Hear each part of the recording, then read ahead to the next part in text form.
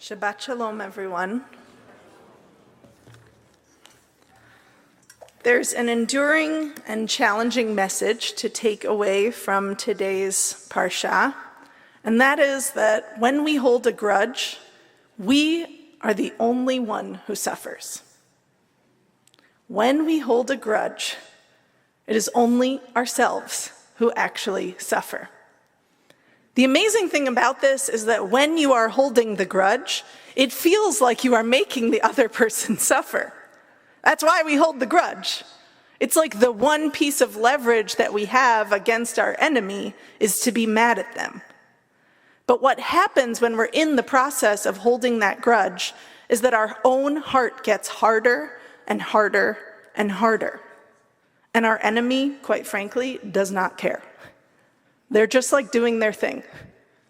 And we're the one who has layers of hurt building up around our heart.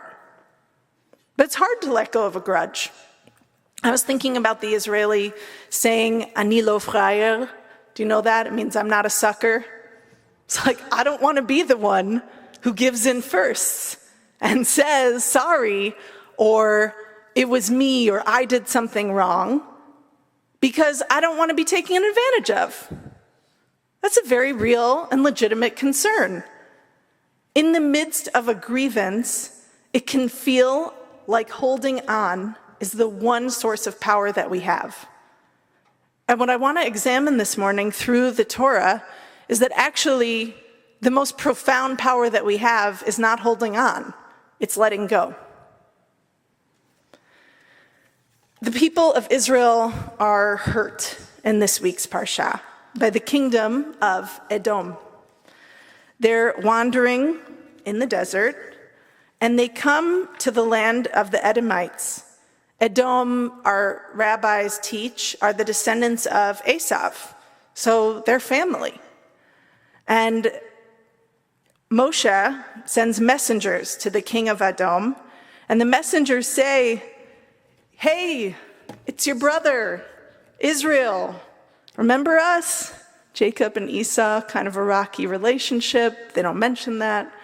And they say, "Can we pass through your land? And we won't take anything. We'll pay for anything that we need along the way. We literally we want to traverse because it's our best route." And the Edomites are so cruel. They say no.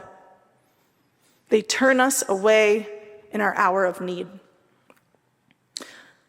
To paint the picture a little more broadly, the Israelites say to the Edomites, "You know all the hardships that have befallen us. You know our history." And some of that history I want to replay for you.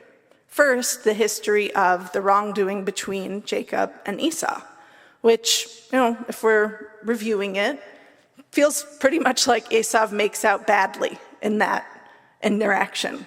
Jacob takes his birthright and flees, and Esau is left grieving and sad, and ultimately goes on to create a separate family.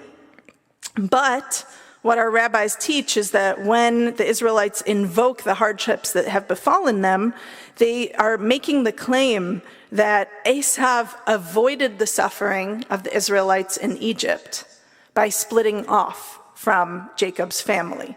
So only we suffered when we became slaves in Egypt, and the Edomites were unscathed by that chapter of our history. So when the Israelites and the Edomites come to this moment, Edom refuses us safe passage. It's cruel, and in our moment of need, they not just let us down, but turn us away and threaten us.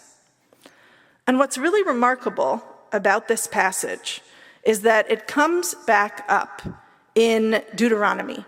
In chapter 23, verse 8, we are told, "You shall not abhor an Edomite, because they are your family. You shall not abhor an Egyptian, for you were a stranger in that land." This is a teaching that is explained by Rashi, who says, "You shall not abhor an Edomite, because although it would be proper for you to abhor him, i.e., you have a just grievance against him, Because he came out against you with a sword, you should not hate him. You could, but you shouldn't. In other words, you could hold a grudge, but let it go. And furthermore, the Egyptians, you shall not abhor them, all in all, utterly, although they cast your male children into the river. And what is the reason that you should not abhor them utterly? Because they were your hosts in a time of need. Therefore, although they sinned against you, do not utterly abhor them. If this is ringing a bell, there's one more nation that we would think of, which is the nation of Amalek.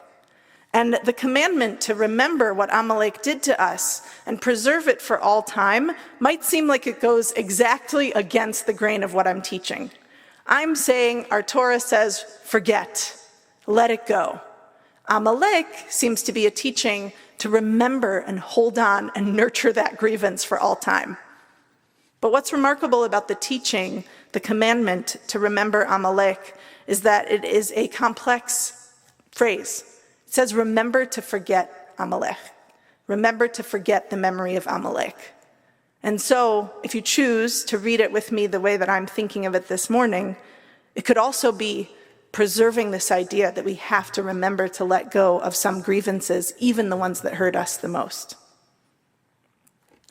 In each of these, we have legitimate grievance.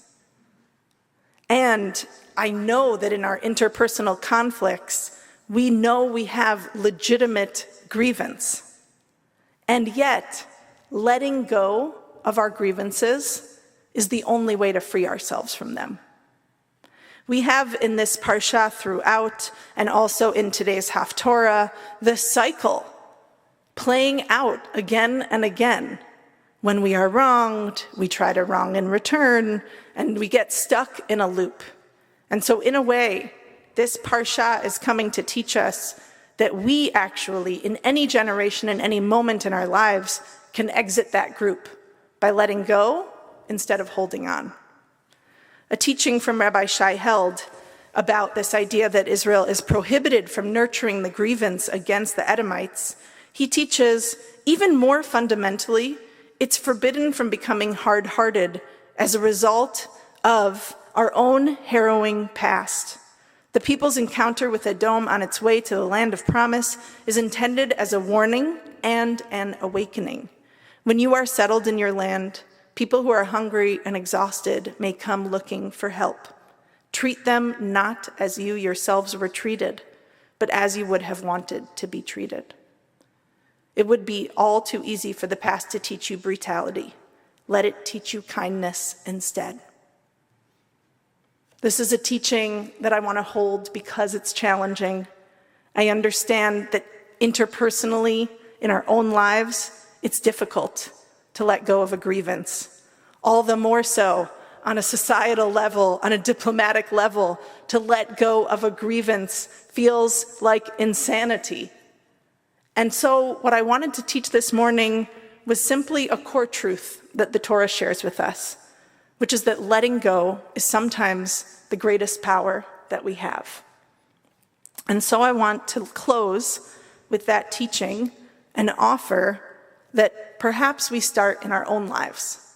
Perhaps we begin trying out what it feels like to be the first to say you're sorry. It can have the ability to shift our relations profoundly.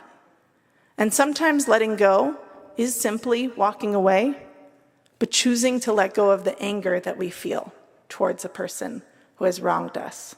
It doesn't have to mean saying you're sorry. It can be as simple as dropping the hardness from our hearts. Shabbat Shalom.